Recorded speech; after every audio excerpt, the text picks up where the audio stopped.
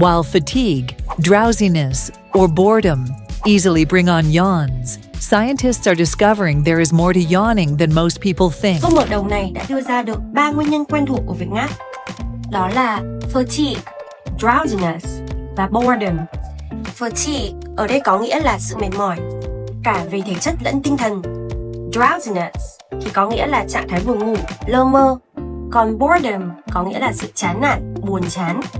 Kết hợp lại, ta có thể hiểu là sự mệt mỏi, buồn ngủ hoặc chán nản là những nguyên nhân phổ biến khiến con người ta ngáp. Tuy nhiên, các nhà khoa học đang khám phá ra rằng ngáp không chỉ đơn thuần như những gì hầu hết mọi người vẫn nghĩ.